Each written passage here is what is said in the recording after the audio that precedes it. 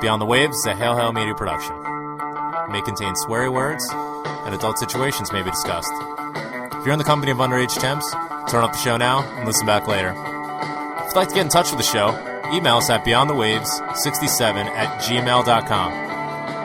You can also find us on Twitter at BTW Celtic Show, or you can join our group on Facebook at Beyond the Waves. Hail, hail, and keep the faith.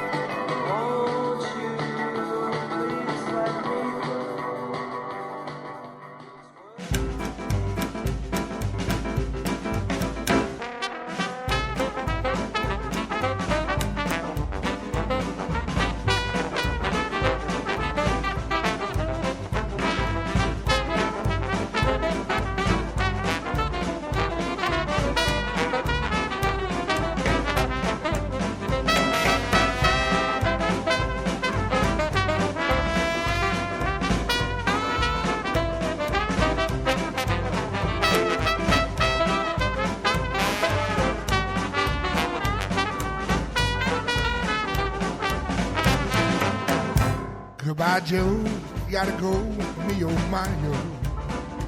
Gonna put that P-road down on the bayou. Now you gone, sweet as one, me oh my yo. Son of a gun, gonna have big fun on the bayou. Oh, jambalaya, crawfish pie, filet gumbo. For the night I'm gonna see my share of B-roll. My phone, sweet as one, me oh my yo. Son of a gun, gonna have big fun on the bayou. Yeah, play Shaq.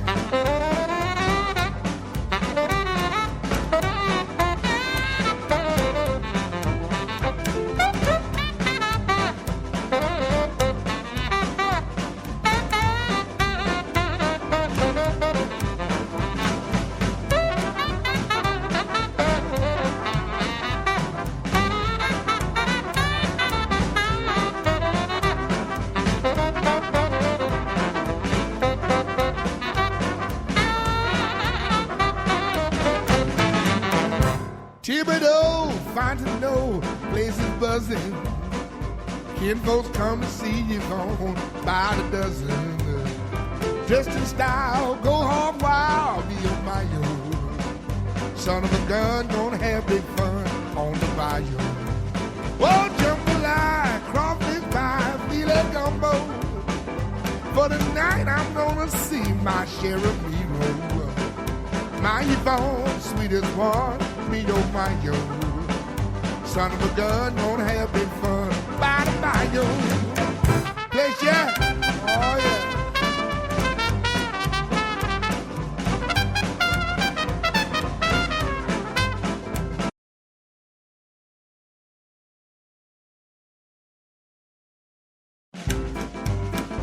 I'm gonna catch all those catfish in the bayou. Share my mom to buy your bone what she need, oh. Son of a gun, gonna have big fun on the bayou. Oh, jambalaya, crawfish pie, filet gumbo. For the night I'm gonna see my share of B-roll. My phone, sweet as one, me oh my yo. Son of a gun, gonna have big fun on the bayou. Son of a gun, gonna have big fun on the bayou. Woo! All right, Miro.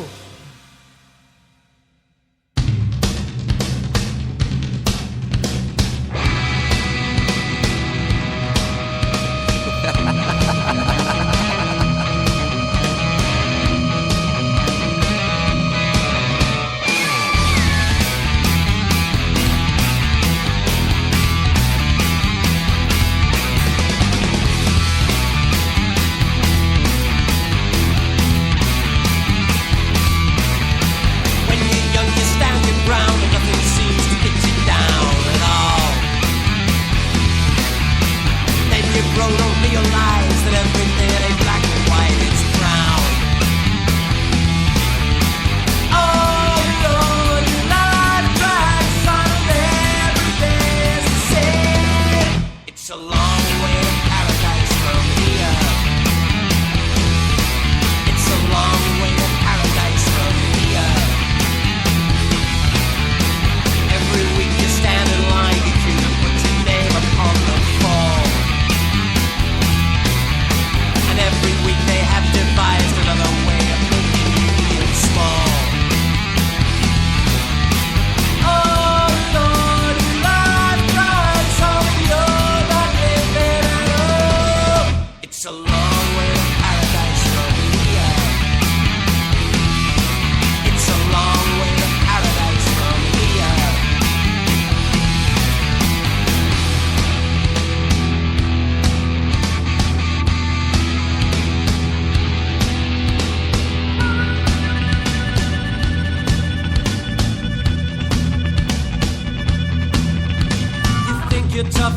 you're smart, but they know how to break your heart. They'll chew you up and spit you out, make you start again.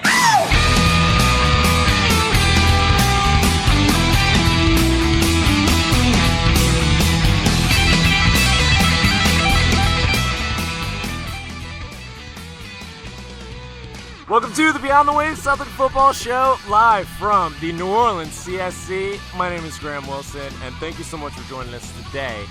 It's a fantastic experience for me being here in the Big Easy, coming to you live from the venue where the North American Federation's convention this year is going to take place. It's an absolutely amazing scene, and hopefully over the next hour or so, we're going to bring you just some of the flavor that the folks that are going to be attending this year for the convention are going to experience. And listen, if you're on the fence about coming, let me just cut to the chase for you.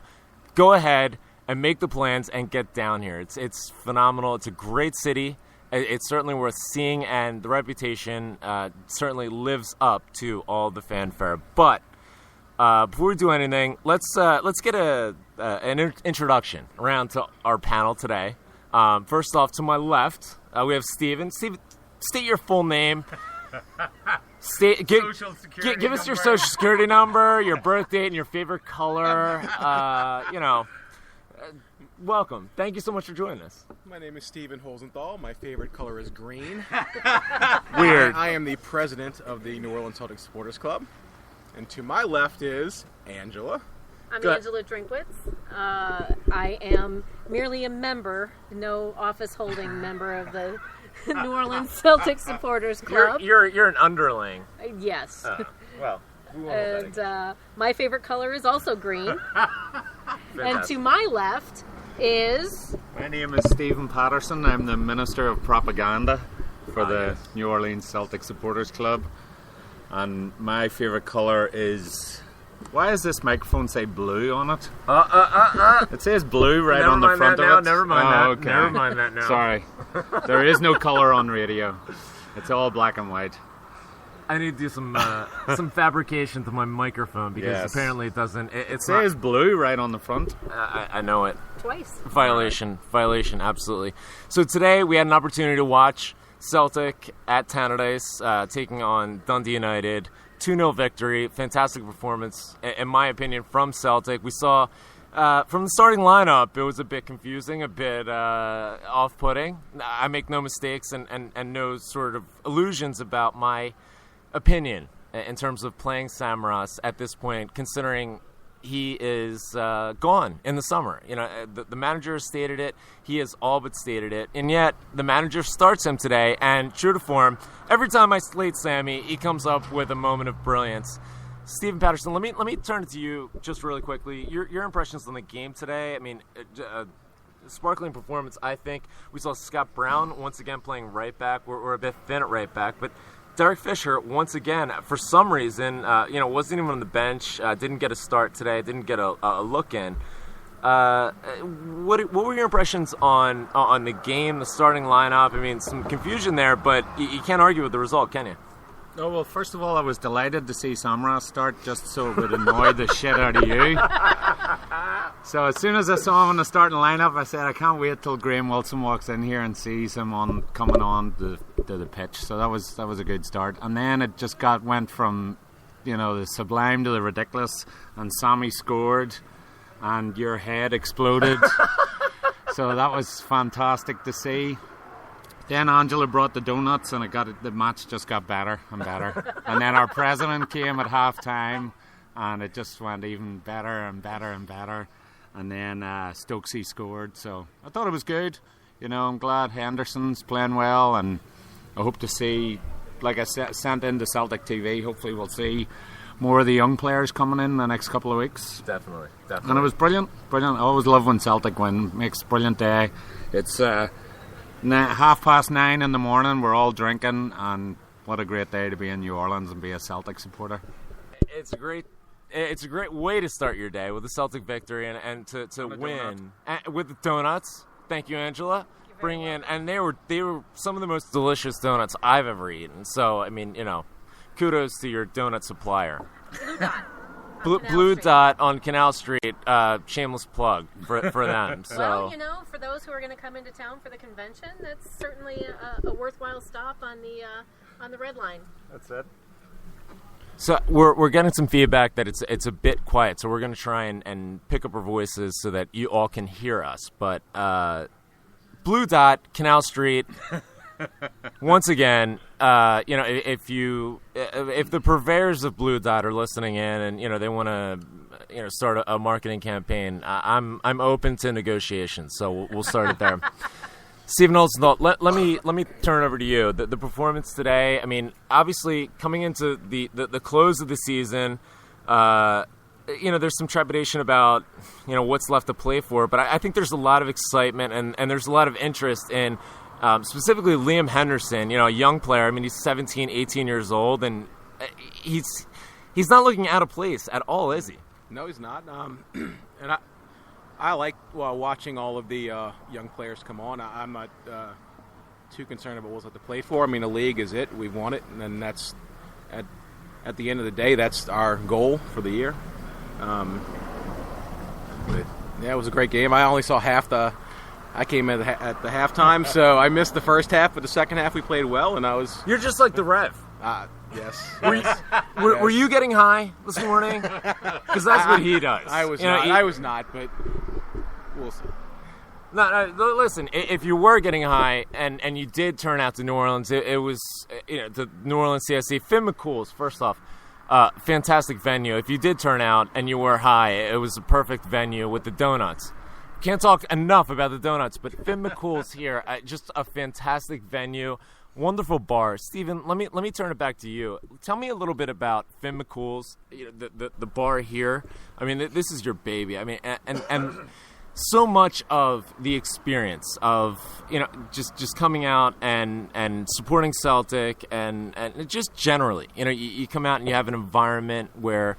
You can have a comfortable atmosphere and a fun atmosphere, and this certainly fits the bill. I mean, what a great spot you have and a great just atmosphere. Tell us a little bit about the history of Finn McCool's, how it came about, how long you've been in business, and your background as well. Yeah, well, I arrived in New Orleans in 1990, and there was no football on TV at the time, and it was still a very young sport here in America, so... just same story as a lot of other Irish immigrants. Started working in bars, working on construction sites, and then around 1996, there was a couple of Scottish guys moved to town to work in the shipyards. One of them being Joe Chalmers. Hello, Joe. I know you're listening. And he was the one that started the original Celtic Supporters Club in New Orleans. So I know a lot of people in the Federation know him from working out in California and up in Canada. And he was, amongst the first guys that got the whole federation going, and was a big supporter of that. So I was working in the bar in the French Quarter, a place called O'Flaherty's, where I met Stephen, and he quickly, he had been a supporter of Celtic before, and then once he found out that we started to show the games at O'Flaherty's, he started coming in, being a regular there, and it just grew from strength to strength, every year. I mean, we've never been a massive club. We've always had, it's New Orleans is a city, but at the end of the day, it's a small town compared to anywhere else, like Philly, Chicago, or anywhere.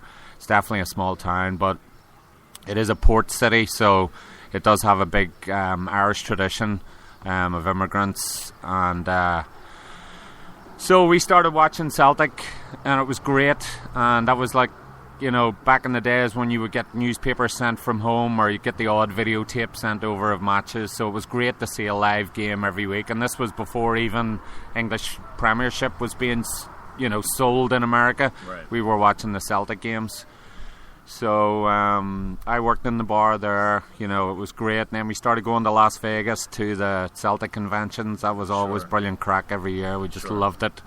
And it was just, for me, it was a piece of home, for a lot of the immigrants, growing up. My dad was a Celtic supporter, so obviously I was a Celtic supporter. But once you come to America, you sort of lose touch with that. Well, back in the day we did, because there was no internet, anything like that. It's a cliche, and I know a lot of boys listening to this have gone through the same stuff that we've gone through down here. So now we're it's great because we get to see every single Celtic match live.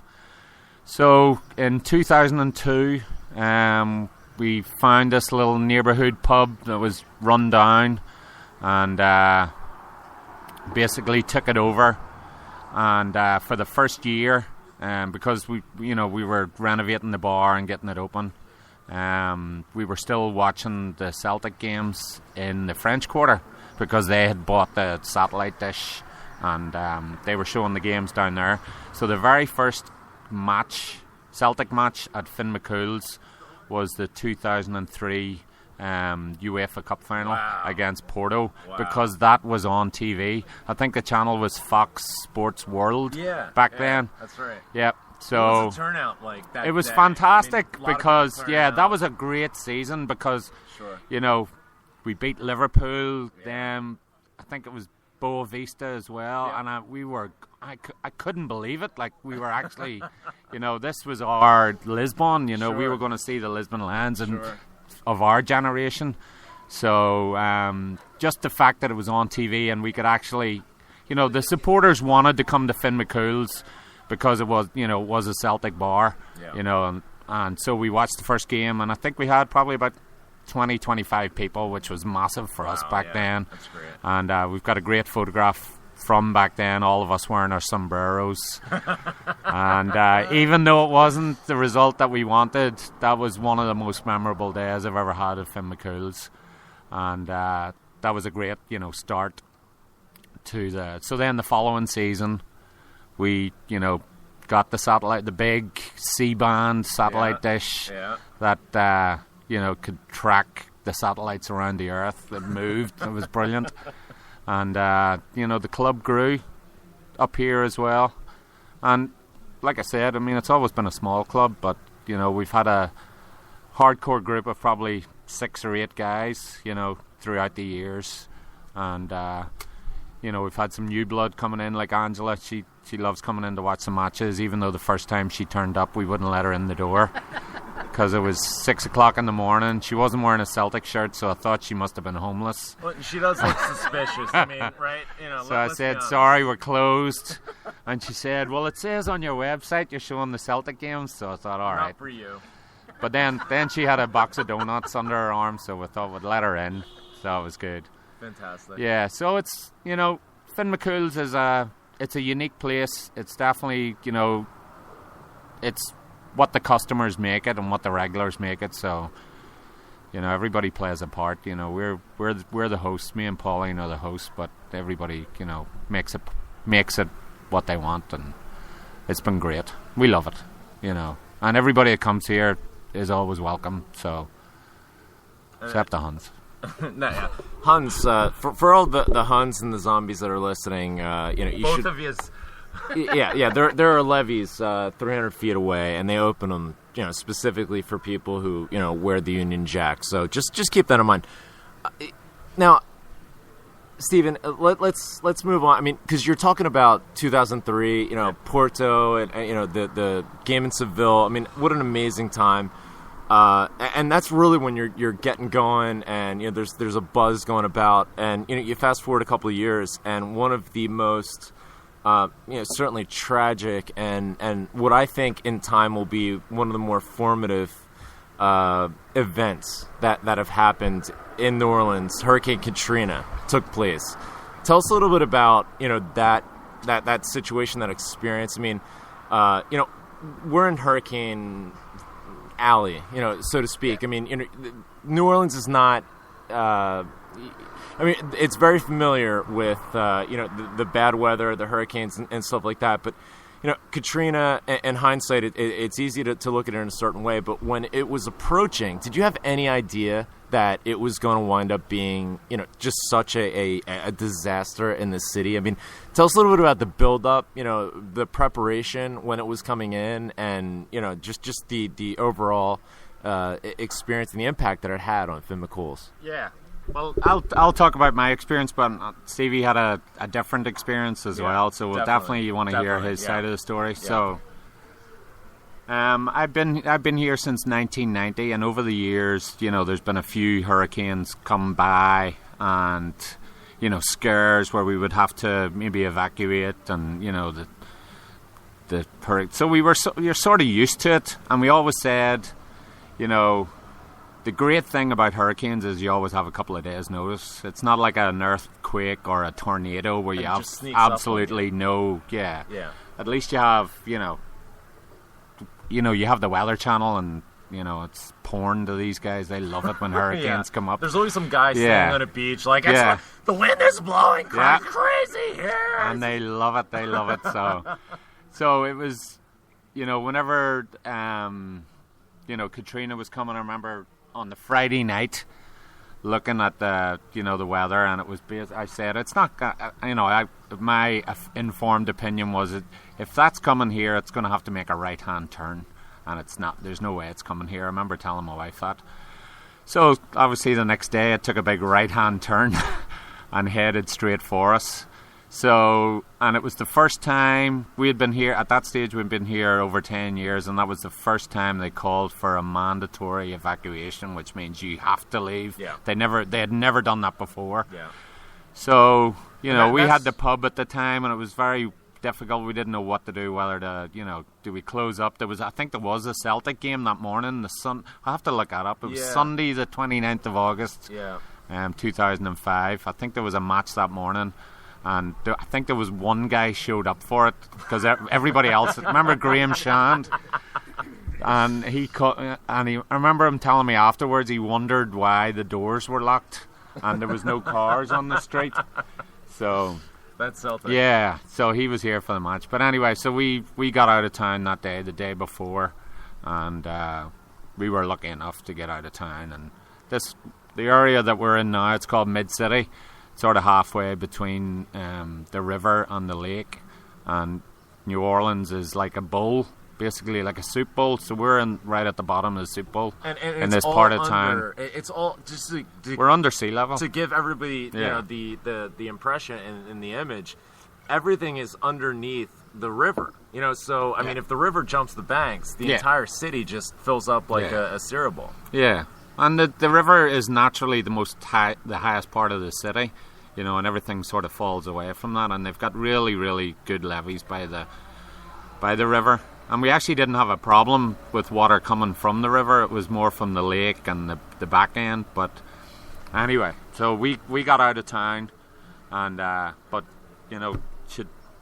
Stevie wasn't able to get out of town because he was having a baby that week. Yeah, so it wasn't really something that you can just pick up and run. Stephen, this is an interesting, to say the least, perspective in terms of that experience. I mean, you had so much else going on at the time. Tell us about, what you were going through in addition to, the hurricane and the effects that it was having on your city at the time. Tell us about your experience. So at the time, my wife was pregnant, and my daughter was born exactly 7 days before Katrina hit.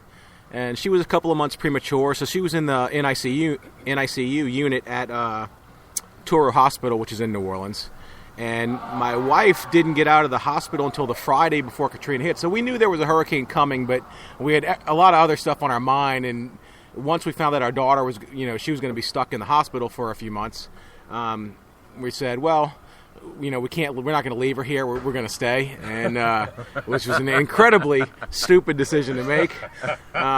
And we actually lived south of the city, so we decided, well, we're not going to stay down there because it's really low down there, and flooding happens when it rains.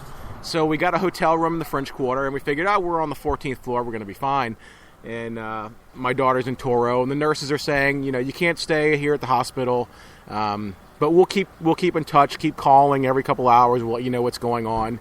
And it was funny. The hurricane hit, and everything seemed to be fine after the hurricane. I mean, the news people were on, New Orleans dodged a bullet, everything's fine, and we're like, awesome. We're in the French Quarter, Canal Street, and we're walking down, and everything seems fine.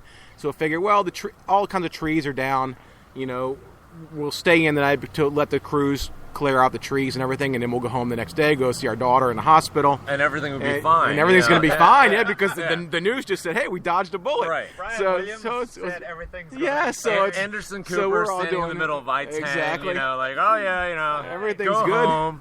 So he said, all right. So we go to bed that night, and getting ready to wake up the next morning and look out the window, and we see lots of water on Canal Street. And I said, wow, that's not good.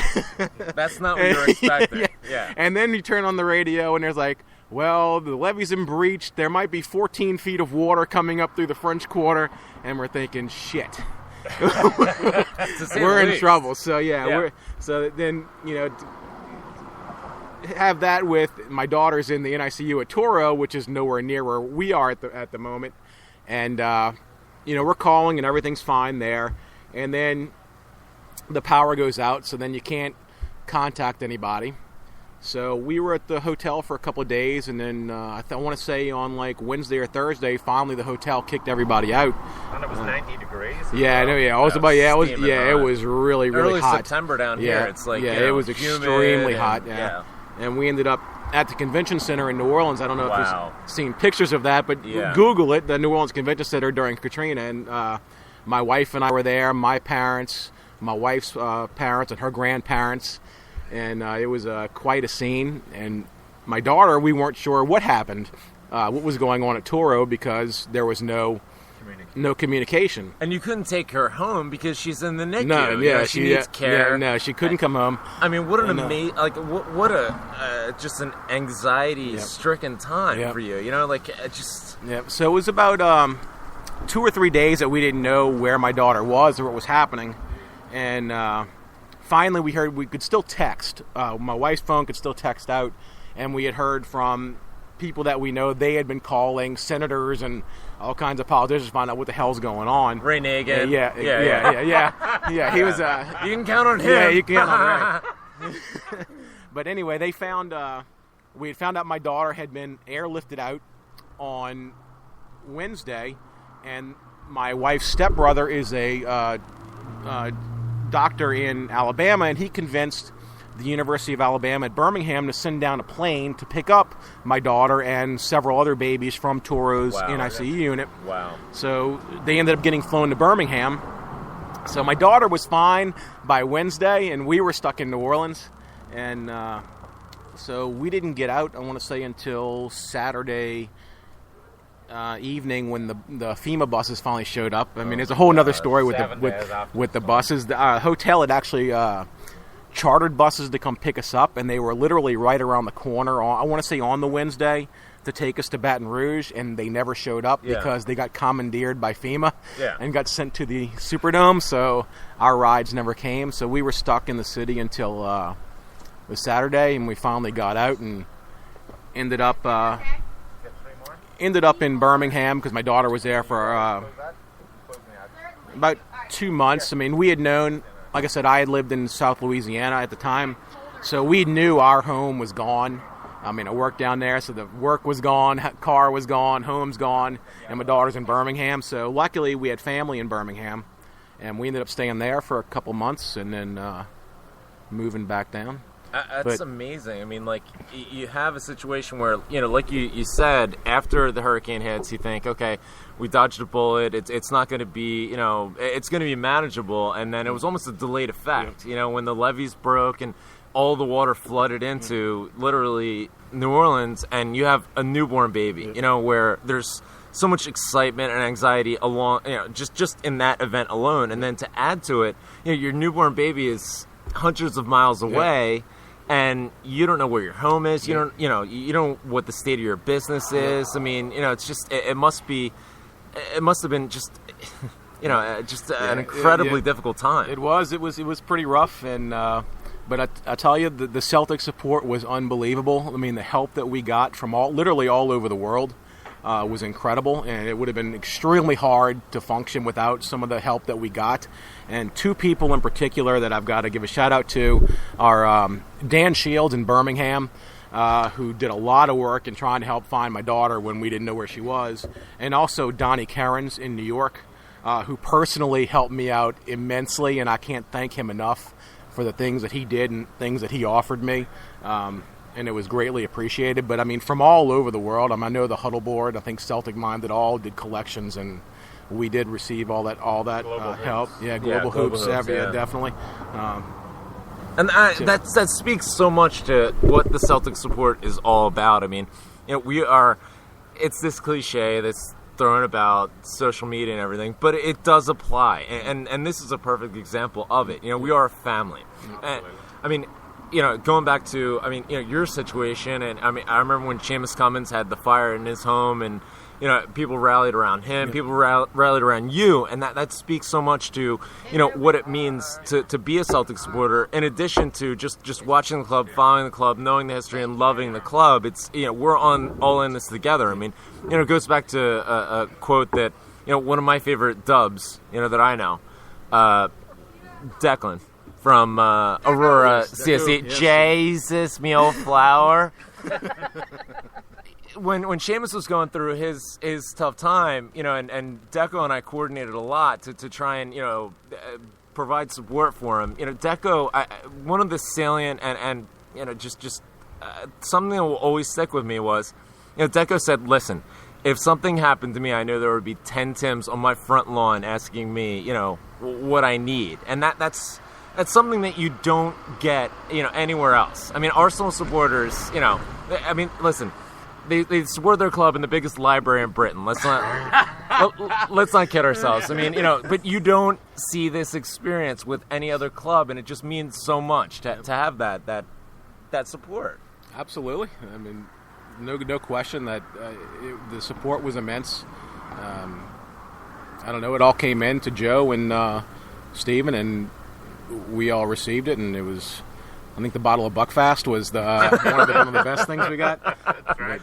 Buckfast will always send you right. Fantastic. Well, it's good to see it. You're doing so well. At this point, and you saw it through. But what a character building situation for this city, and you specifically, Stephen. Let me turn it back to you in terms of the bar. Finn McCool's right here in Mid City, as you described it. What was what were some of the challenges that you faced at the bar here?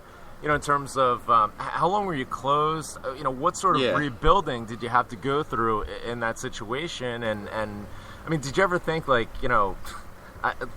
it's time to chuck it? Given everything that happened, or definitely. All those thoughts went through our head. But whenever we were evacuated, so we ended up getting a house in Lafayette, which is about 90 miles away from here. And Joe Chalmers ended up with us, and I think they ended up being about 12 people in the house, all evacuees. And the thing was, it became a network. We were on the phone constantly. Stevie talked about Dan Shields up in Atlanta, because we were trying to find Stevie, and we knew that he had just had a baby that week. Here's another one. And we knew that, he was missing. One of our closest friends was missing, and his baby was missing. So that was so devastating. We didn't know how our house was. We didn't know. We had heard that the bar was flooded, and one of our bartenders stayed for the storm.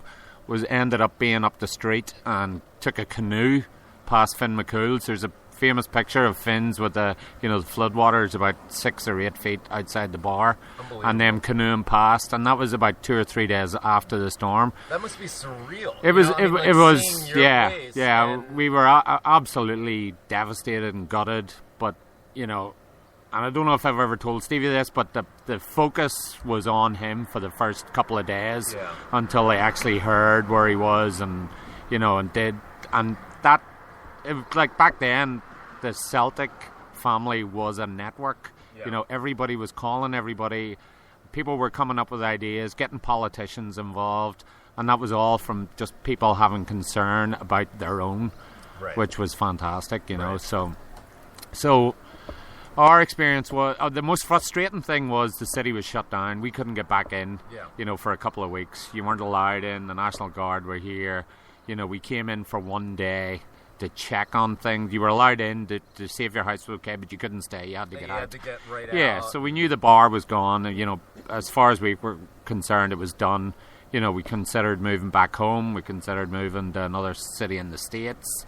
And most of the people that were evacuated with us were all weren't born in New Orleans. They were all transplants, either from Canada, California, Scotland, Ireland, or whatever. And we all considered leaving, and there was one guy from New Orleans, and we said, well, what are you going to do? And he goes, well, I don't understand what yous are talking about. That's my home. Yeah. I'm not going anywhere. Yeah. And it sort of hit home to us, well, okay, he's right, where else are we going to go? Like, this is your home. This now, is too. our home Yeah. now, so Yeah. we'd all been here for a year. At that stage I've been here over 10 years, Yeah. me and my wife, so, but everything goes through your head, like you say. So we came back, we got in about 6 weeks later, the waters had subsided, and, the flooding was bad, but the worst thing about the flooding was that it sat for weeks, so the building sat underwater, so it was, untold damage. Because So there's no place for the water to go. it had to be pumped out. It wasn't like it just drained away, So we got back in, and we started. We came to the bar.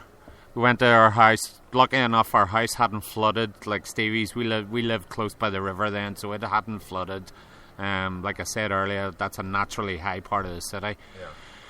So we just started pulling shit out of the bar and throwing it on the sidewalk, and within probably 2 hours there was about 15 people here helping us.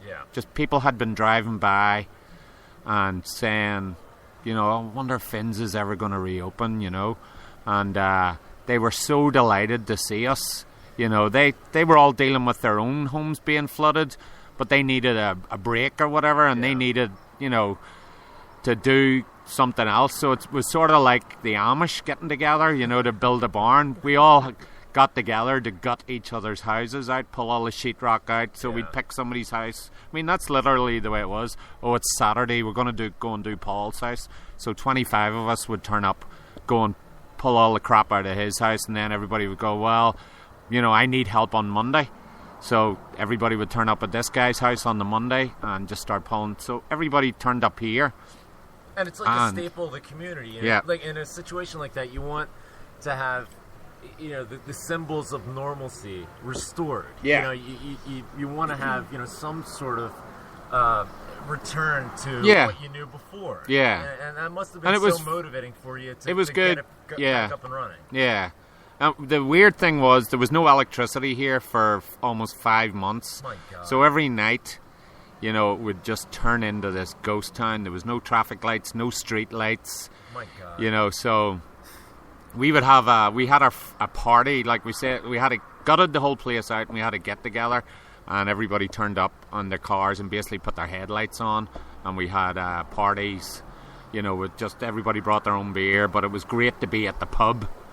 That was the thing, everybody got together at the pub to, get together, talk about where did you go, how's your house doing, what are you doing next? So, and like Stevie said, the support that we got from the Celtic community worldwide, and especially in America and Canada, was unbelievable. Honestly, I can say it without a shadow of doubt, we wouldn't have got through it without the Celtic community. Just to know that there's people out there rooting for you, and also helping you out, financially. It's like we weren't starving or anything, but we needed, a little bit of help just to get over the hump, if you know what I'm saying. Just to feel like there was people out there. Yeah, exactly. Yeah, so rooting for us. So that was immense. Yeah.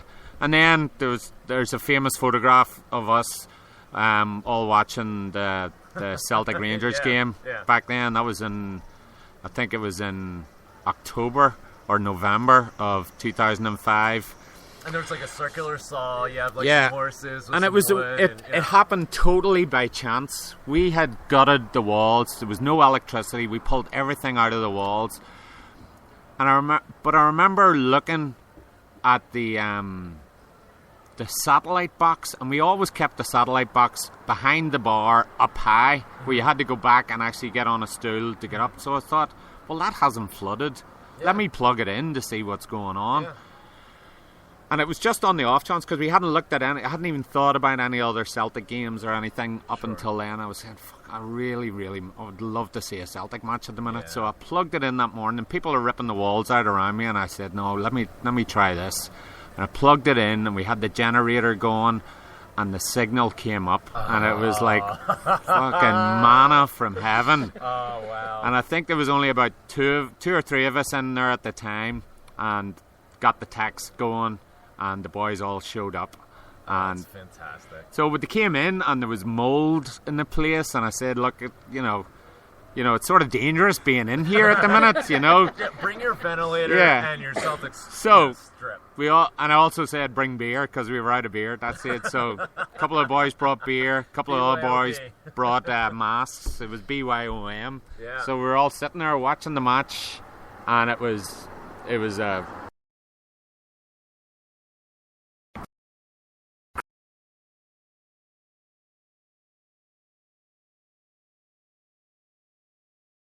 you find out Yeah. How strong your community is. And That's it. And I think, in the recovery, we've learned so much about the city itself. I mean, New Orleans and how it's responded and recovered from just an unimaginable disaster. I mean, there's just no other way to describe it. Let me ask you, obviously we're coming up into the convention. Yep. The North American Federation of Celtic Supporters Clubs is having typically.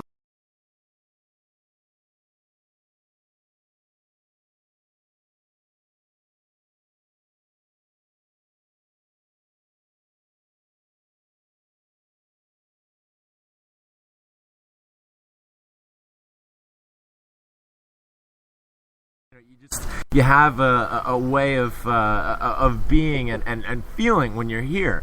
Let me ask you, did you ever think that almost 9 years ago you'd be hosting a North American Federation convention? I mean, seriously, given what you just described. Yeah. And we also have Magners, which is awesome.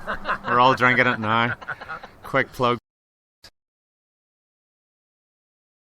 Me and CV, we years.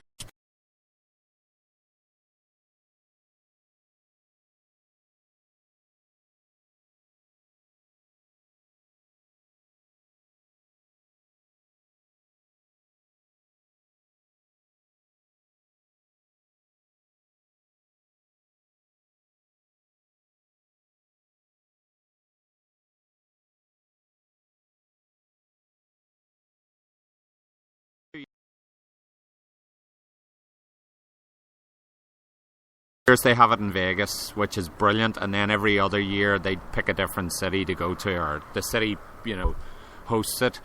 So we've just been talking about it over the years, and we thought, now's the time. Well, let's go for it. There can't be that much involved. Yeah, piece of piss. Yeah. So we put ourselves forward. And out of a group of, I think, 30 cities, they chose us. No, I'm just kidding. We were the only ones that wanted to do it, basically. So, no, we're absolutely delighted to do it. So, we've got a great week of events planned. And how much work is involved in planning? Like the events. Stephen Oldsthal. How much work is involved, Stephen? Stephen Oldsthal, let's turn it back to you. How much prep and planning and just tireless effort goes into coming together with a schedule of events, things for Celtic supporters to do, and how much? Let me ask you this: how much pressure do you feel in terms of trying to compete with the Vegas conventions that have been going for years and years, and it's almost like a well-oiled machine, and you obviously want to meet and exceed that. Tell us about that process. So, well, I don't know. We said Steven and I got together at the beginning, and we both agreed that we didn't really want to compete with Vegas. We wanted something different, but. I don't think either of us realized just how much work and how much cash is needed to book all these things, and these people want to get paid up front.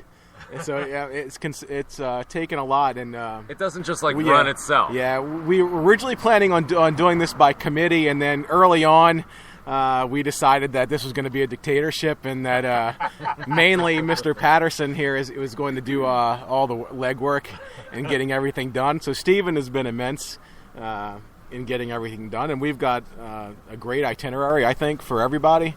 But yeah, it's been a ton of work, but it's been good. And like I said, Patterson's been doing all the work, so it's been easy. Stop being humble. Yes. Stop being humble. Give us a sense for, like what do you want people who are going to attend? What do you want them to leave New Orleans with when they leave? Hangover. Yeah, definitely hangover for one. That's a given. That's a given. But we just want them to have a good time, to come visit our city. I mean, it's a fantastic city. If you've never been here, I mean, it really is a great city. I don't know. We just want everybody to have a good time, come hang out with friends and see old friends and make new ones. Definitely. Hey, what are some of the events that you have planned specifically? I mean, when people come to New Orleans, I mean, obviously we're on the bayou. Yeah. As the opening song alluded to, it's the Big Easy. The culture here in New Orleans. Give us a sense for people that haven't been here and maybe don't have a whole lot of familiarity with the vibe here, the food, the people, the atmosphere and the music. I mean that is such and the donuts. Blue Dot. Listen, if you're listening, we are taking sponsorships, but tell us about New Orleans. I mean, that's a tough question. Like I said, New Orleans is fantastic, and there's a ton of stuff to do here, even outside of the things we have planned. I mean, you won't be bored here. I mean, if you're thinking about coming with family, there's a lot of family stuff here. We have a fantastic zoo. We have an aquarium, an insectarium. There's a great children's museum here, city park, all kinds of stuff to do for families. We've got the World War II Museum here, which I know a lot of people are going to be interested in because it is a absolutely fantastic museum. I've seen it; it's very impressive. Yeah, I mean, some of the planes that they have in there, and the memorabilia. It's impressive. Yeah, it's a big draw. I mean, and the food here, I mean, second to none. I don't know if I have to put a restaurant guide together, but you guys, there's so many restaurants here. Mothers. Yep, I mean, get a po' boy. Yeah. I say it with like my northern accent. Like, yo, you's got to come down here and get a po' boy. Yeah, but whatever that means. Yeah. But yeah, but I mean, we've got things planned. Everything from swamp tours to sightseeing tours in the city. I want to say we have a tour based on the Irish in New Orleans. That's going to be good.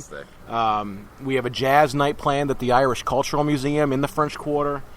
What else? We're going to have a New Orleans style block party out here at Finn's, where literally the police are going to come and block off the street in front of the pub, and it's going to be. And they're not going to be filming everybody. No illicit chanting.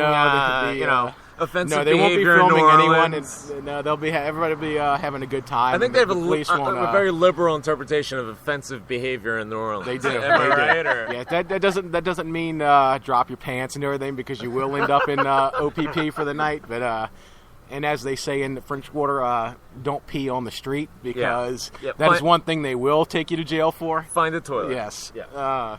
Good advice. But definitely. What am I missing? I know we have. The hotel is great.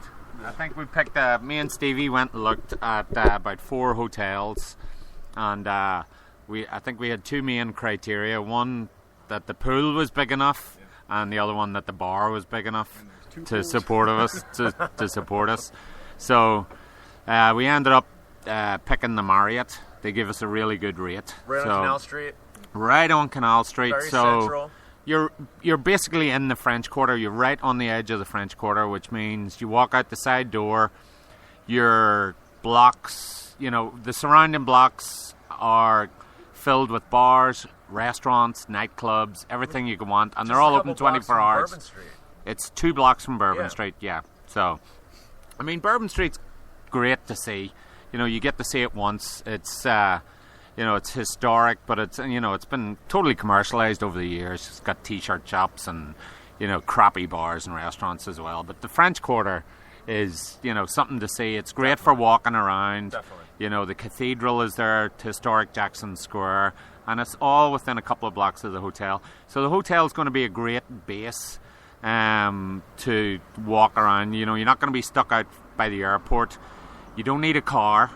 You know, everything's going to be laid on. So we're doing really good with the bookings, but we want more people to come and experience the city and experience the week. And just to put a plug in as well, all the information is available at neworleansceltic.com, neworleansceltic.com, and that's the website Joe's put together for us, Joe Chalmers, and it's been getting a lot of hits and doing good on our Twitter feed as well. But that has the book, where you can book the hotel, where you can book the swamp tours, where you can book the bus tours, and we've got great deals from the local tour companies. And we try to have something going on every day. And the good thing is, our target is to have about 400, possibly 500 people here. Fantastic. If we get 400 people, we'll be delighted. We'll break even. That's basically our target. How many do you have so far? We're close to 400. Okay. That's what we're shooting for. Okay. Not everybody has booked the dinner dance and the events yet, but we're looking at the bookings on the hotel, and we're close to 400. So I think between now and the cutoff date, which is I think the second week in May, we're going to have 400 people. So if anybody hasn't booked yet, please do book. You're going to have a brilliant week.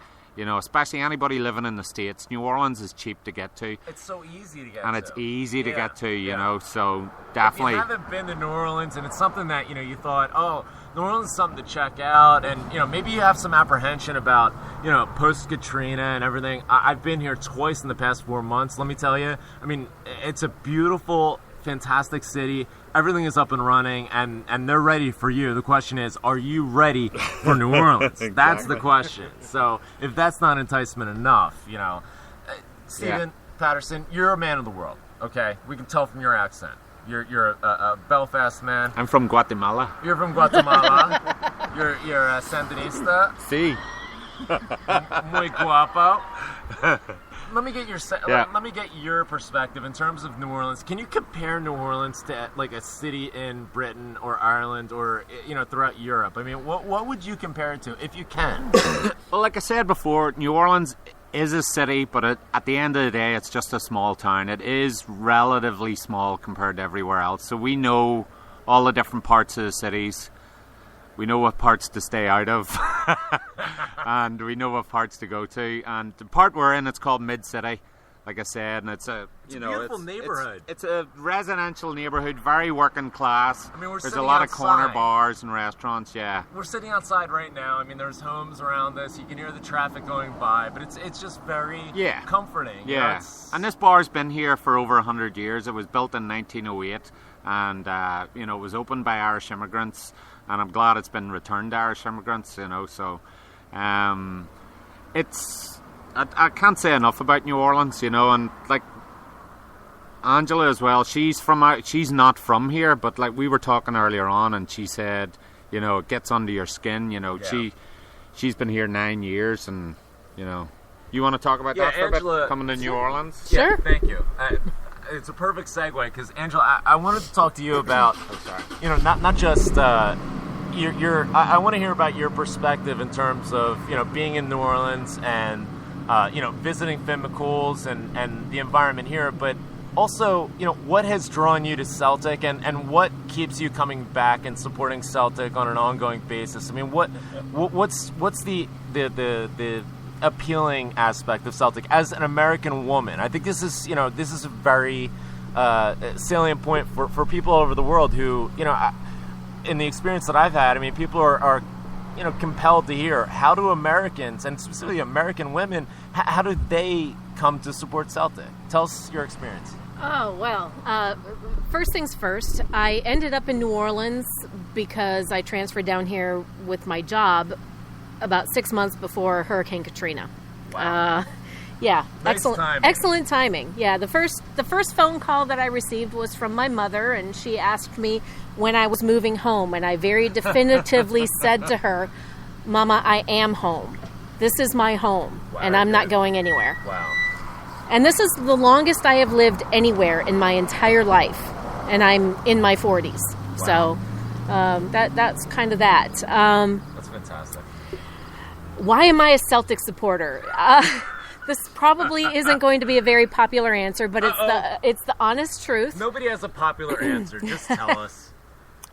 I spent some time over in Iraq back in 2008, 2009, the first time, and I met a very strong Rangers supporter. And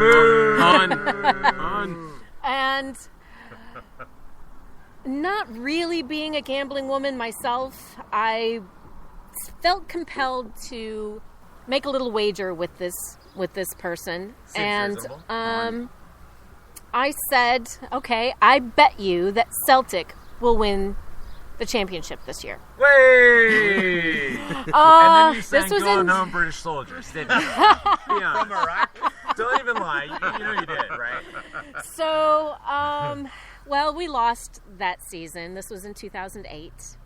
Or was it 2009? It must have been 2009. Yeah, the spring of 2009? Yep. Yeah. And it was a crushing blow.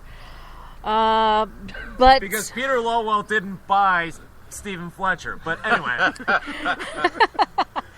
And I won't tell you what I lost. It wasn't anything bad, but, well, it was bad. It was horrible. I had to hang a Rangers flag in a very prominent location. Did you burn it afterwards? Tell us. No, it disappeared on me when I left the country briefly to take a little respite from my work. And anyway, as long as it disappeared, that's all. It did disappear. It went away. Did you waterboard it, or did you?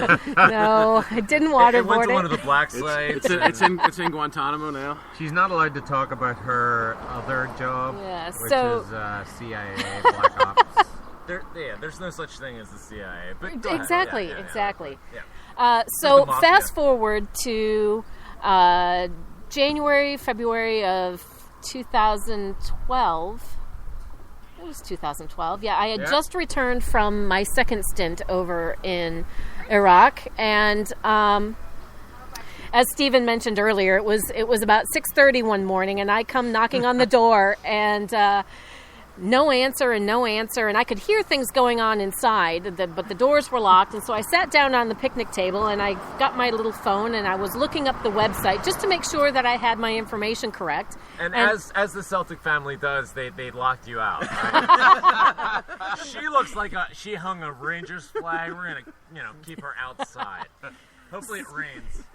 So Stephen popped his head out the door and said to me, "No Huns here. The bar's closed." He said the bar's closed, and it's just a private gathering. And I said, "But your website says that you're showing the Celtic match." And he sort of gave me an odd look, and said, "Well, all right." She sort of said the magic word. I guess we could let her in. Right, get your ass in here.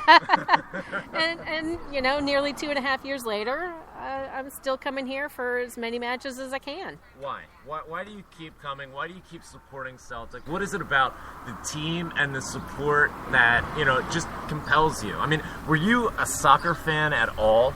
Prior. I played it when I was a child, but no, not really. It was sort of one of those things. I'm a huge hockey fan, and growing up in the north, Minnesota.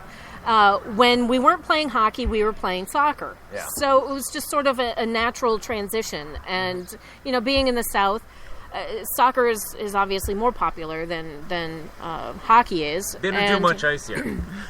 Yeah.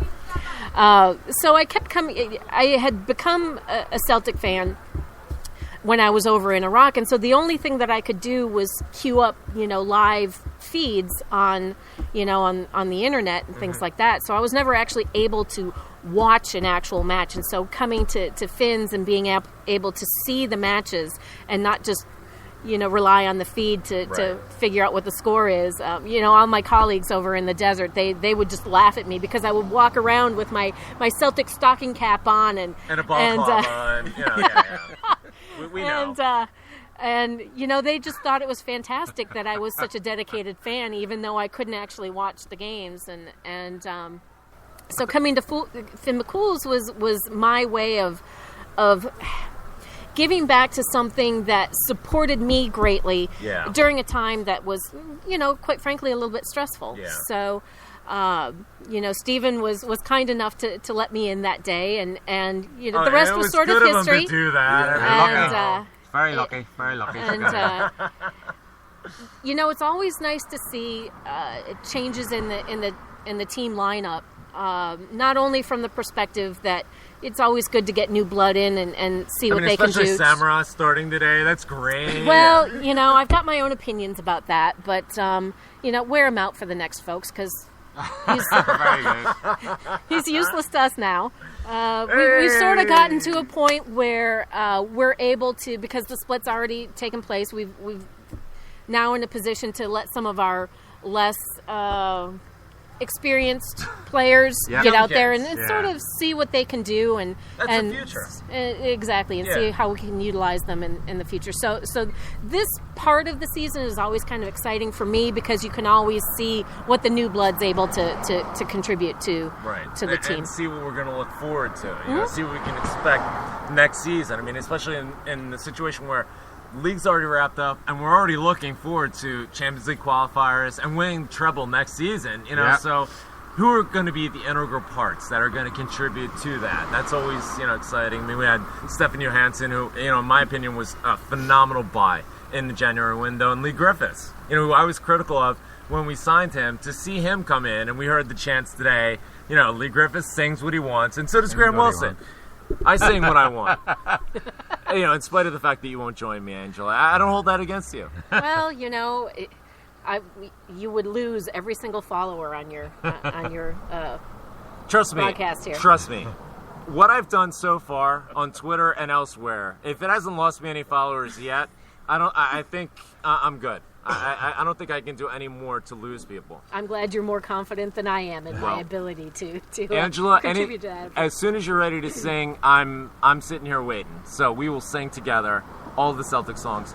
I think I'll that's tell a very you what, important you come point. back for the convention, and I will gladly stand up and sing with you. That's There you a go. bet. That is a There you bet. go. I think that's a very important point what Angela was saying, that she became a Celtic supporter, but she sought out a club to watch, because there's no fun in watching Celtic by yourself. That's true. You have to be with other like-minded Celtic supporters. You have to be in the club. That's why the North American Federation has been so strong over the years in promoting the clubs and letting people know all over, the States and Canada, there's a place they can go to and be with their friends and watch Celtic together, because it's just, it's the greatest thing in the world to be able to, be with your friends and family, and connect with people from all over the world. And I think I just want to give a shout out to the Federation that they've kept it going, and they've promoted the fact that you need to go to the clubs and support the clubs. Definitely. So it's brilliant.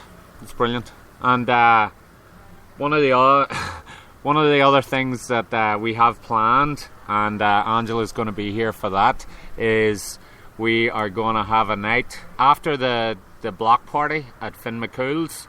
When we close off the street, we're going to have Skoogs singing live at Finn McCool's, which is going to be a lot of fun. He's very popular amongst the Celtic support.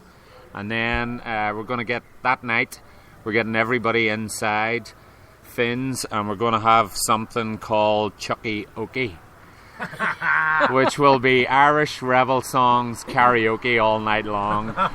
So all these boys in the pub, they always know the first 3 or 4 lines of the rebel songs, and then it turns into na na na na na. There's a unicorn that's hanging in my nose room. Yeah, so they never know all of the words. So we are going to have a night called Chucky Okie, where all of the words are going to be on the TV screens, and everybody's going to sign up to get up on stage and sing the song from start to finish, and it's going to be a brilliant night. So make sure you come to New Orleans for the first ever Chucky Okie. From a land beyond the waves, God bless them. Fantastic. Angela, tell us, because Stephen's touched on a good point in terms of the experience at the pubs, at the CSCs. Tell us about the difference between, your experience, coming into the Celtic awareness, I guess, in Iraq, and then following on the internet and with the streams, and then what's the difference between that and then coming out to the pub each week and having familiarity with the people that turn up every week and the friendships that you develop through that? Well, I mean, for me, it was obviously a very unique experience in that I was very isolated. And my first go-round over in the desert, there were other Celtic supporters who are from Scotland and are now scattered to the four corners, who sort of guided me in the Celtic way. And it was always a good ribbing, between with Rangers fans, because there were a number of them as well. Rangers are dead, by the way. I don't know if you. Yes, talking about in the past. Yes, I'm talking back in 2009. Before they died. Before they Yes, were zombies. yes. I can't talk enough about how the fact that they died, which means now they're dead. So it's a progression. I'm sorry. Go ahead. Nevertheless, it was still part of what brought me to become a Celtic fan. So I have to be grateful to them for that. Had they not been who they were, I would not be who I am. In the past. Yeah. And so it was nice to finally be able to get together with a group of people, like-minded people who were as dedicated Celtic fans, even though I'm new to the world of Celtic football. Relatively new. Relatively new. Yeah. Well, yeah. I mean, unlike you, I've not been a lifelong fan. You're not from Belfast. No. But You're from Minnesota. I'm from Minnesota. That's right. I'd like to ask a question. I'd like to ask Graham why he's not coming to the North American Celtic Convention in New Orleans in June 2014. Can you answer that question, Mr. Wilson? I mean, he is here spending all his money coming to WrestleMania for Sunday. So I don't know why he's not coming to the Celtics. Don't even start, Stephen Hosenthal. WrestleMania. Wrestle. Listen, I'm not here for WrestleMania. I thought I made that abundantly clear. Yeah, much on more nefarious on Twitter and elsewhere, but no, I'm here for my brother-in-law's bachelor party, which is Your brother-in-law is getting remarried? No, he's getting married for the first time. This is his first. Graham just happens to be wearing his Macho Man Randy Savage shirt right now. Yeah, dig it. I got Miss Elizabeth on my shoulder, holding up the Celtic scarf, brother. Dig it. No, I'm not here. It's pure coincidence that we are here for WrestleMania weekend. Although, I hear that John Cena hates the Huns, so that makes enough to buy a ticket. Right that makes him very endearing, no question about it. And I'm the situation with me not attending the convention.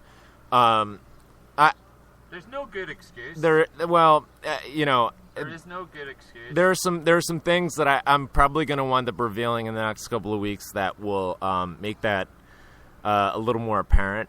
Transgendered people are welcome too. Look, I haven't had the sex change yet. Okay, so I'm still on the fence. Everybody is welcome. Fantastic, and that's what Celtic is all about. It's all welcoming. But there is a slight, an off chance that maybe I can fly down for like a couple days, but I'm your private jet and my the G4, the G-Man 4. But like I said, I mean, there's some things that are going on with me personally right now that make it extremely difficult. And it's killing me being here and knowing that there's a good likelihood that I won't be able to attend, for certain reasons. And I mean, that sort of speaks to the point of, if you do have the means and you do have the ability to come down, please do on my behalf, okay? If I can't come for me and represent me in full mental instability. That's all I'll say. That's all I'll say with that. Stephen, Stephen Holzdahl, turn it back to you. We're talking about the experience of Americans, who support Celtic, that come to Celtic for lots of different reasons. I mean, I've mentioned, my coming to Celtic with, a friend of mine in college who, was from Glasgow and would slag the NFL. and I'm a Philadelphia Eagle fan. Yes, I'm in New Orleans, and they beat my Eagles in the playoffs. All as well. Yeah. That's enough out of you. That was a brilliant day. Yeah, brilliant. Yeah, nice term. And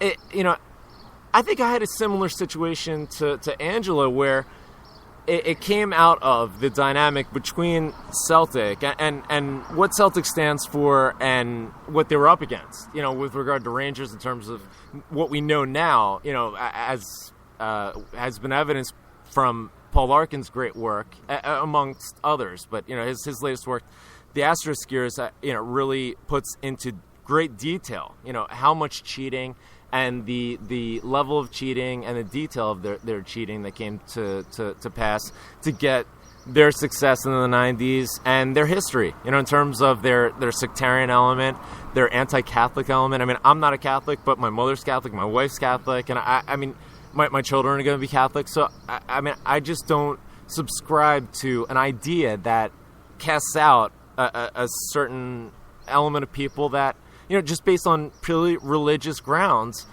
That's and, a very good point. And, and in addition, I mean, it just all fits so hand in glove in terms of the way that Celtic plays the game, and, just the ethos of the club, the how the club was formed. I mean, it tugs at your heartstrings. It really does. Well, if you look at the lineup of some of the teams in the league, you realize the diversity of the Celtic lineup that you don't necessarily see in some of these other clubs. And, when you're talking about the religious and the racial intolerance that has been a part of the league, and how Celtic really go above and beyond trying to get past those tags and that animosity, that to me says a lot about the Celtic spirit and what the club are really all about.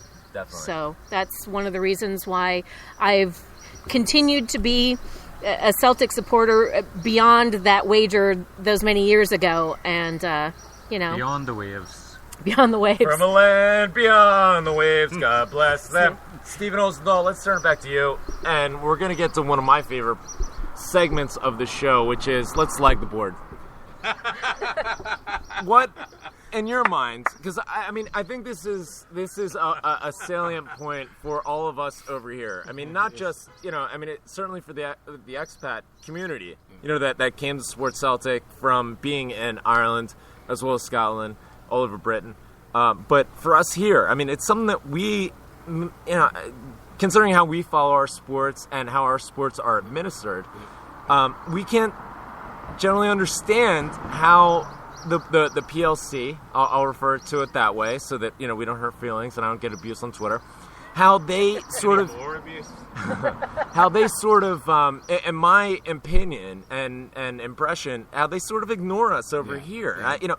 In your opinion, what do the PLC need to do more of, in terms of supporting us here, in terms of growing the Celtic brand? Because there is Angela, you, myself, we're living proof to the potential that is here. I mean, with the sport itself growing by leaps and bounds every day. I mean, we're looking at any pub, and there's Arsenal supporters and Chelsea supporters, and they support for just random reasons. But what do the PLC need to do to support us more here? What are they missing, and what should they be doing more of? Well, I know we talk about this, and the supporters talk about this at least every other year in Vegas, is how Celtic does not really do anything for us here in North America. I mean, the big point of contention is never bringing trophies over. Yeah. And I remember when Lenny came to Boston and did the Q&A in Boston, he promised that if we won a cup, he would bring it over. I mean, still waiting. I have yet to see that. And I know that's not Lenny's fault. I'm not blaming him for that. Right, I mean, I know it's basically the club's fault. But that's small things that they could do that would help a lot. Sure. I mean, because you hear about Sevco and how they've got all the cups down. They send the managers coming over and all these people. They do an orange march through, the Magic Kingdom. Yeah. I mean, it's bullshit. Yeah, so if the Zombies can do all this with no money, surely Celtic can send something. And I don't buy the the excuses about the insurance for the cups, that's all BS. They just need to do a little more for the support here, and not just in America, but also, I mean, in other places, Australia, Absolutely. and Absolutely. anywhere else. I mean, because they're non-existent outside of Scotland or Ireland, it appears. I mean, it's such a short-sighted mentality where, and the thing that so infuriated me, and I've said this time and time again, one of the catalysts to me starting this, just mental activity, that is this podcast. I mean, just this insanity was the comment that Tam Donnelly, the president of the North American Federation, him sharing his conversation with Peter Lawwell in terms of getting more support for us over here, and Lawwell saying to him that we don't spend enough. I mean, how is it that you can expect us to spend more? And I mean us as a country. How can you expect this country to go and embrace you if you don't reach your hand out to begin with? Exactly. It's infuriating. And one of the things is we've spent a ton of money traveling around the United States to follow Celtic whenever they come. Exactly. And you go to the stadium, and Manchester United, whoever it is, has 1,000 kits there for sale. Exactly. Celtic has absolutely nothing, and that's infuriating. There's no reason that you come this far and not bring something for parents to buy their kids. And the market is here. Yeah. I mean, there's people here that want to consume the sport, and nothing is more fertile, than a message of a Marist monk forming a football club to feed underprivileged, impoverished Irish Catholic children. I mean, this country was built by the Irish. Nothing. I mean, there's people that have never been to South Bend, Indiana. They've never, people that have never been to college, but they're Notre Dame supporters. They're, the Notre Dame football team, our football, gridiron, whatever the hell you want to call it, throw ball. People support that team because they are the Fighting Irish and because they identify with, the Irish element to it. And I mean, it's a perfect fit for so many people in this country, and it's just being wasted. I mean, it absolutely is. I don't know how much more we can say about the subject other than Celtic needs to get their act together and step it up and start doing some things for the fans, not just here, like I said, but all over the world. And the simple thing is bring cups, send a coach over to come talk, or send a manager over to come talk. Make it a priority. Yeah. Go out and actively try to do something for the fans rather than nothing. Yeah, I've heard the problem in the past, because I've talked to the guys in the North American Federation. They've been trying to get the trophies over for the past few years, and Celtic seem to put the onus on the supporters to provide the security for the trophies, which is absolutely ridiculous. They say, we'll send the trophy over, but you're going to have to hire security guards, you're going to have to take out an insurance policy. If something goes wrong, it's your fault. And I don't know of any other business in the world that would treat their customers Absolutely like that. Not. They are the ones that, I mean, what are we going to do? We're not going to throw it in the pool or something. It's going to be great to see. Yeah, do you know what I mean? They should be providing that to us. If they need to provide, if they feel that they need to provide security for it, they need to provide security for it. So, that's one of. I think that's one of the reasons behind the scenes that they haven't sent it over, or that they think there's going to be some type of controversy, or they can't support, or they can't trust us, to behave ourselves or whatever. So it's absolutely ridiculous, Well, you mentioned you can't imagine any other business. I mean, we talked just now about the Huns bringing over, when they win a trophy, they bring it over and they do an orange march through the Magic Kingdom. So in terms of like risk management, what's the big debate about? And it's not. We're not asking for a lot. I mean, it's just a trophy. We're not asking for please, if you could just take the Jock Stein statue out of the concrete and then fly it over in a C4 and then implant it. Yeah, we're not asking for that. I mean, it's very simple, and it just doesn't feel like we are much of a priority. Yeah. And that doesn't speak to the people that are on the fringes. I think whenever Neil Lennon took over at the start, I think we thought we were making a little bit of headway, because that summer we went up to Boston to see Celtic play at Fenway, And he had already started it. He had gone around. He was doing like question and answer sessions with the player. He had gone around to a lot of the supporters clubs in Scotland, and I know definitely in Ireland as well. So it was great. Whenever we were in Boston, he came to the Boston Celtic Supporters Club for the evening, and made it more personable, and that was fantastic. So we thought that there was going to be, a change in the way that they, were going to be treating the fans. They were going to be much more hands-on. But I mean, I don't think he's done anything since then. And definitely whenever they went to Philadelphia, there wasn't very much representation from the club. The Philadelphia boys did a lot to lead stuff on for the supporters, but there wasn't a lot going on. Maybe I think they did one appearance at the Nike store or something like that, but that was about it. So yeah, we're just looking for more representation. I mean, we knew whenever we were doing the convention, we knew we didn't have a hope in hell of getting any players or any type of support from the club to come to New Orleans or do anything for us. That is going to be the Celtic Supporters, North American Celtic Supporters Convention for 2014. So, where'd he go? Graham has left the building. All right. So, no, what I was saying was, there's hardly, any support for the North American Federation Supporters Convention in Las Vegas, where we get, close to 2,000 people going to that. So if we're just having our mini convention where there's, a couple of hundred people coming, hopefully 400 or 500 people, we knew we didn't have a hope of hell of getting any type of support from the club. So I don't know. I mean, definitely, like Stevie was saying, I think there has to be more involvement at, on the grassroots level from the club to try and grow the brand worldwide and support us and, make us grow as supporters. And I don't want to be all negative. One time where Celtic absolutely did get it right, if you remember, was in Orlando. When Celtic went to Orlando, that was absolutely fantastic. They were training at Disney World. The fans were invited. The players all came out and met the fans at the pub. I mean, I remember Lenny was playing at that time. He was a player, not a manager, and he came out to the pub. The rest of the players were at the pub, meeting all them. And then you can go to Disney World, and they were training at Disney World.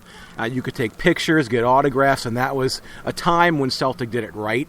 One of the only times that I've seen that they've really done it right was that time in America when they came to Orlando, and that was an absolutely fantastic trip. And I don't know why something like that hasn't happened again. Yeah. I mean, that was so. Hopefully, the board's going to take it on board, and listen, because Celtic cannot grow much more within Scotland. They have to be a worldwide brand, And I know we're preaching to the converted here. Everybody's on the same page.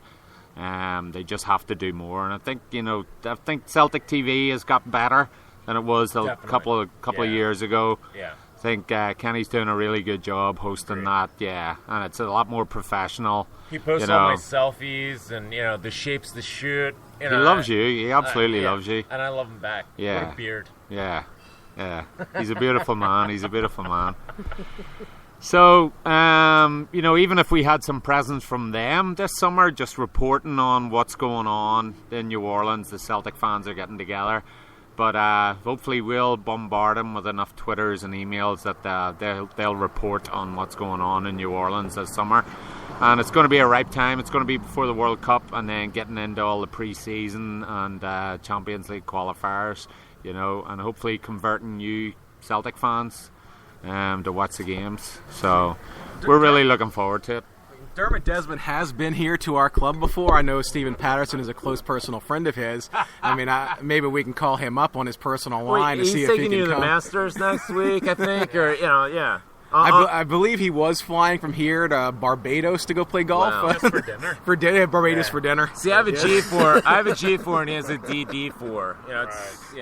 That's a souped-up one.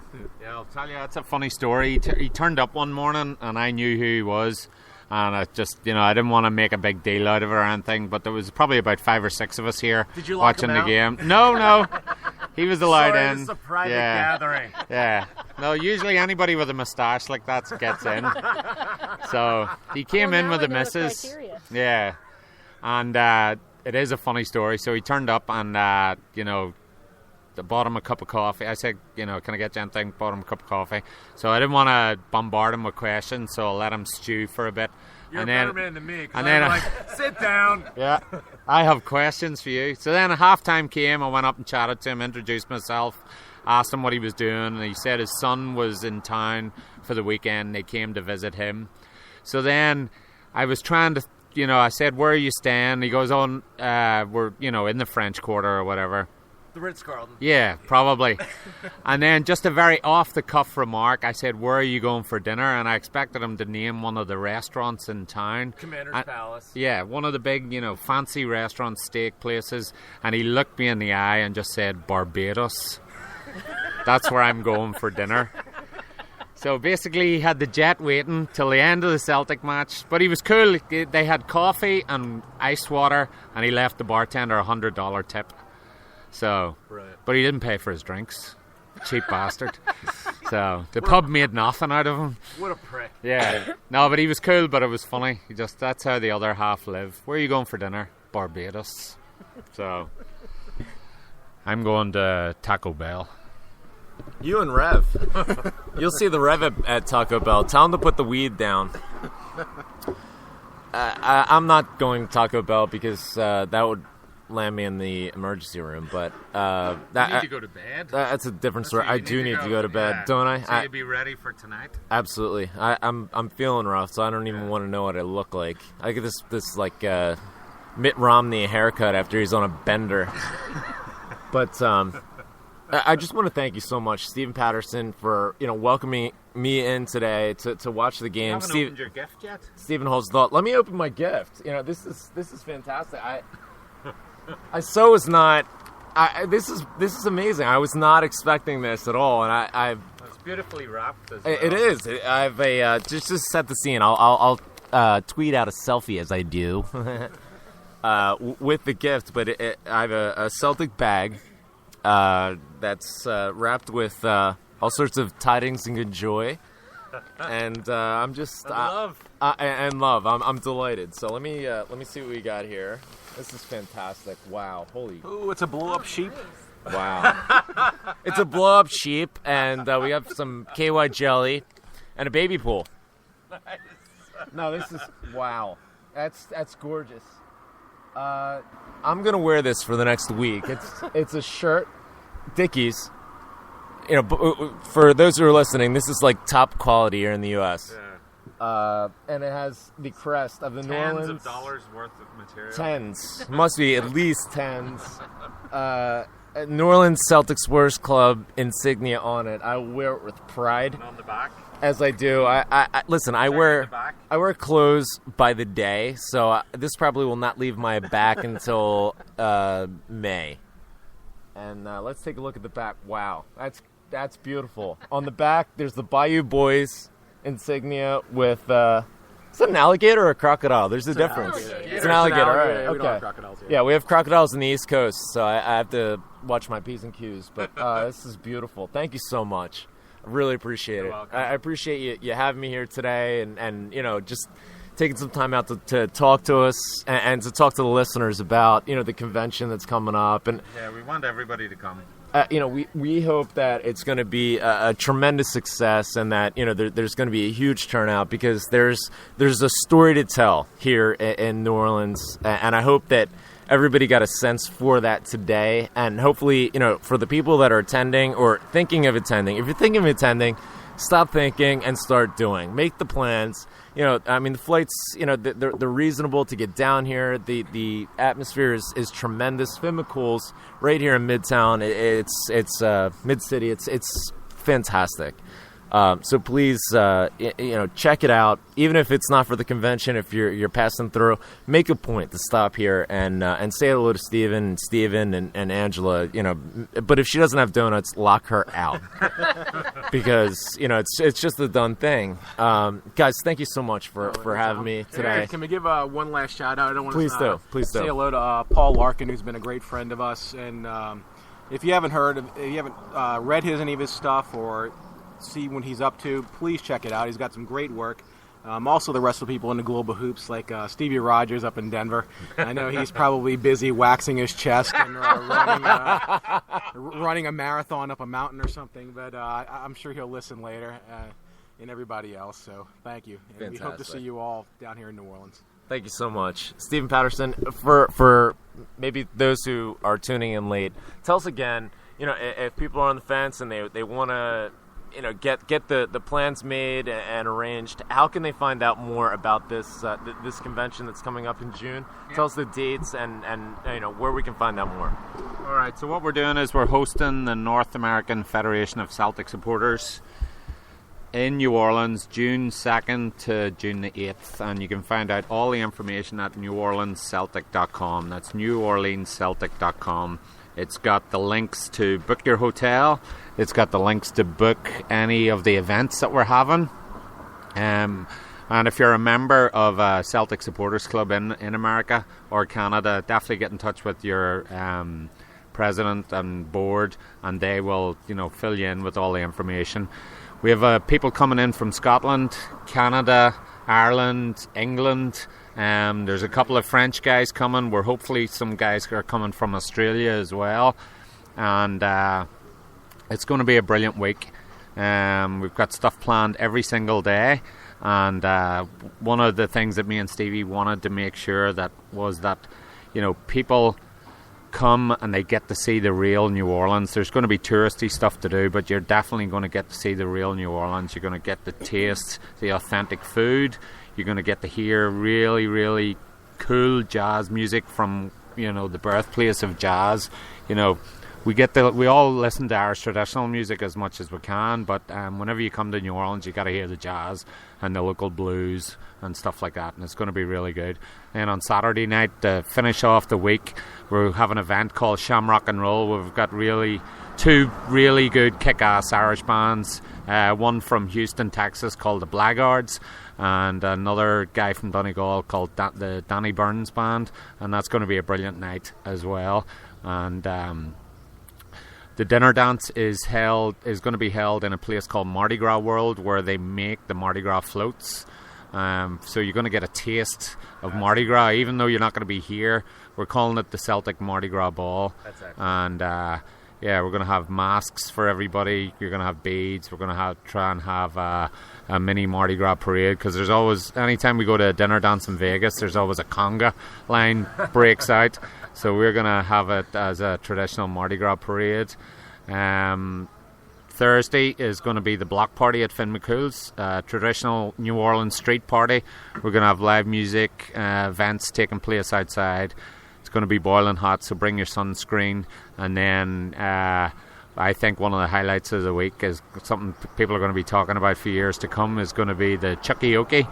And for those of you that don't understand, Chuckyoke comes from karaoke and Chucky Our La, which is Irish Republican call for Our Day Will Come. So we're going to have all of the Irish Rebel songs with the words, so everybody can sing it from start to finish. We just got an email from Peter Law. He will be here to sing The Boys of the Old Brigade, so you don't want to miss that. That's right. That's not true. No, Graham has to say that so he doesn't get sued. Yeah, Dr. J will call me on my cell phone like, he didn't say that.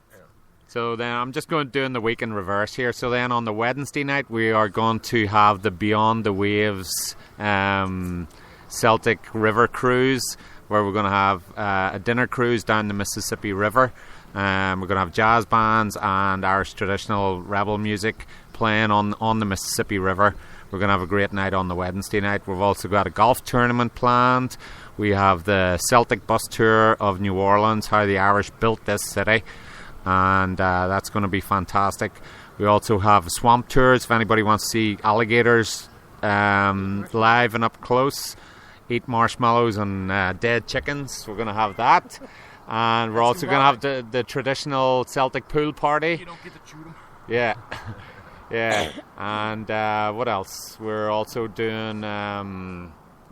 what else? The bus trip around. We have the double-decker hop on, hop off, so anybody can just walk out of the hotel, jump on the bus. It'll take you all around New Orleans, and that's Ticket is good for the whole week, so you can do it at your own schedule.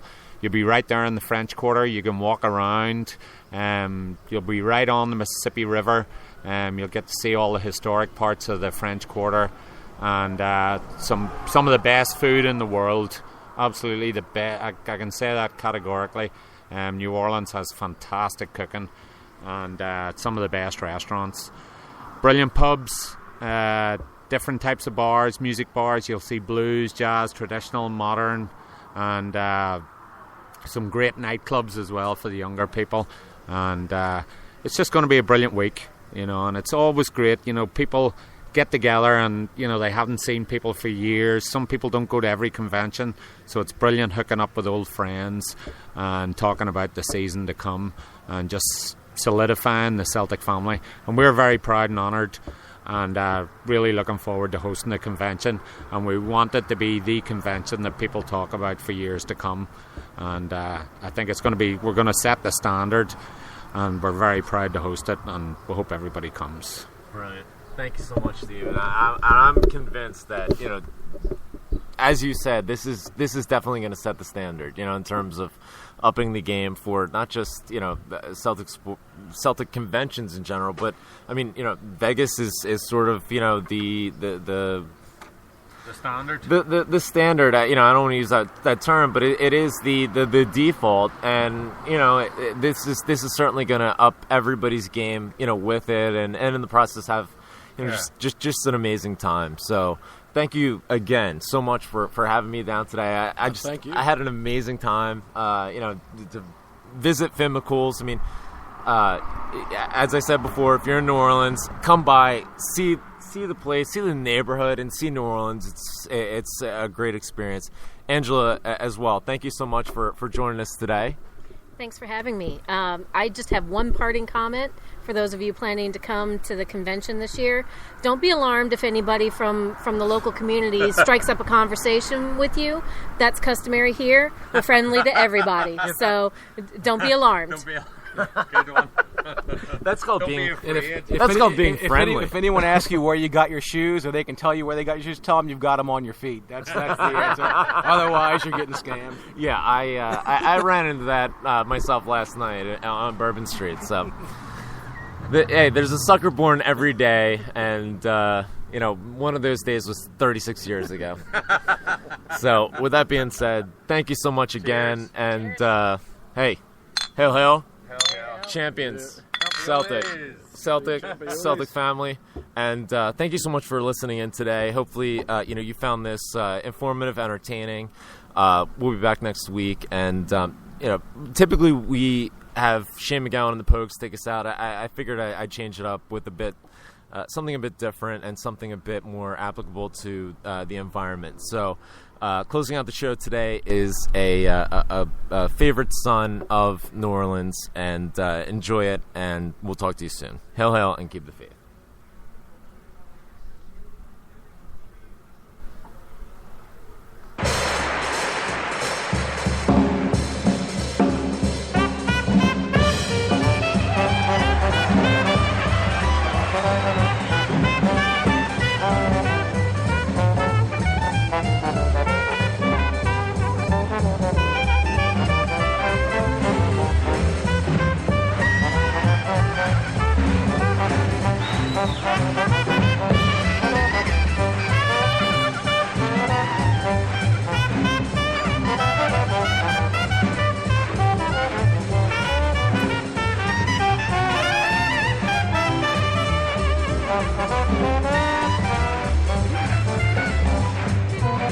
Now when the saints marching in, when the saints go marching in, yes, I want to be in that number. When the saints go marching in, now when the saints go marching by, yeah,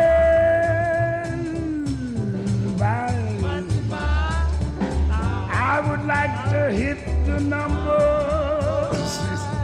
Jacob Edmund Hall with his clarinet now, big one out of the program.